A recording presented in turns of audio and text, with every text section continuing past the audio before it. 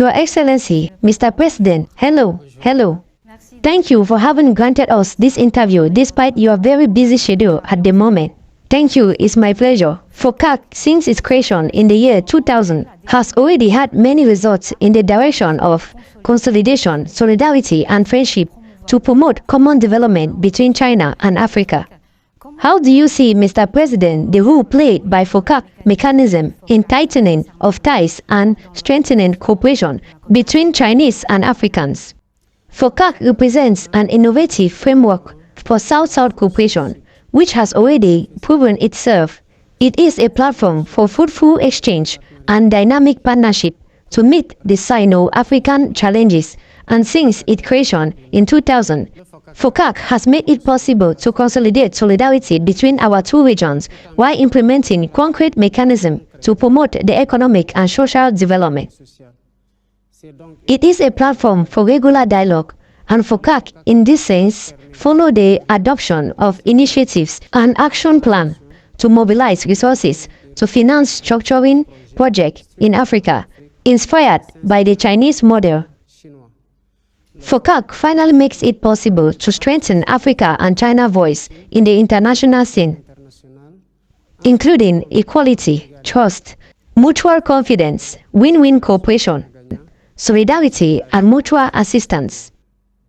And to be precise, Dakar, the capital of Senegal, hosted the 8th FOCAC Ministerial Conference in 2021, during which Chinese President Xi Jinping announced 9 programs for boosting Sino-African cooperation.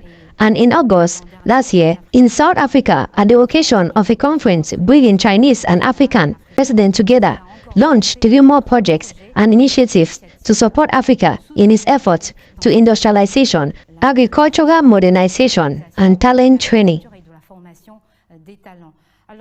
So today, Mr. President, what appreciation would you say resulting from the monitoring of these measures?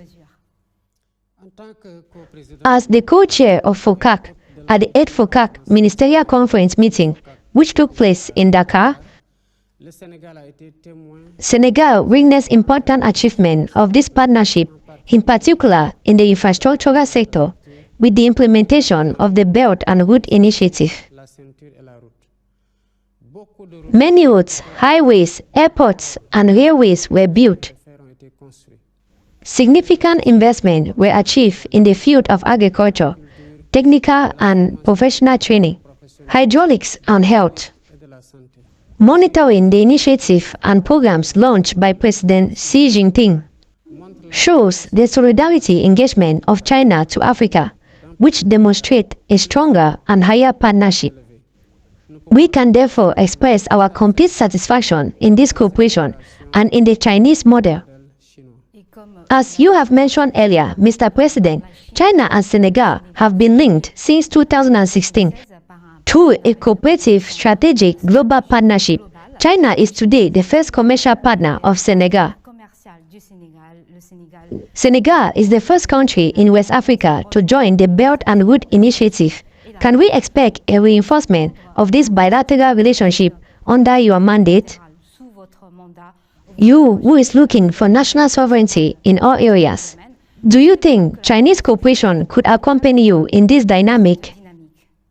Absolutely. As I have mentioned, my will is to strengthen this cooperation in order to reach a higher level, particularly in priority sectors such as agriculture, industrialization, hydraulics, technical and professional training, and digitalization.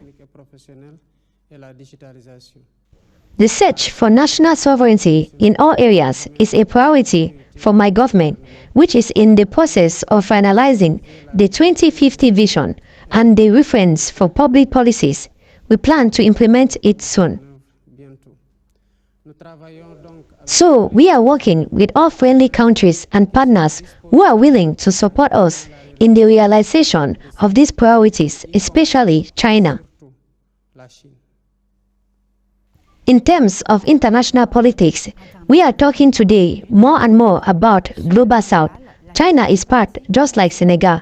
Mr. President, what is your opinion? What can the Global South bring in our world today? And how do you see the efforts made by China to promote cooperation within the Global South and to push the developing countries in progress together.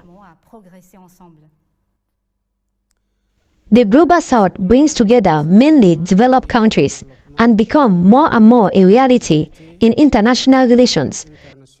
They advocate for the reform of the international system that we all know has become obsolete in that it perpetuates the status quo and ignores the legitimate needs of its greater majority. The international system is contested and that it urgently needs to be reformed, but to reform it in the sense of making it more inclusive, more fair and just, and in the best interest of everyone. One last question before ending this interview. Mr. President, the People's Republic of China will celebrate its 75th anniversary in October this year. What assessment would you give based on the results obtained by my country on its way to Chinese modernization? And what do you think about the initiatives launched by President Xi Jinping in recent years in terms of global development, in terms of security and civilization? I will say happy anniversary to you in advance, and happy anniversary to the Chinese people, to the People's Republic of China. I will take this opportunity to send my congratulations to President Xi Jinping and to renew the friendship between the Senegalese and Chinese people.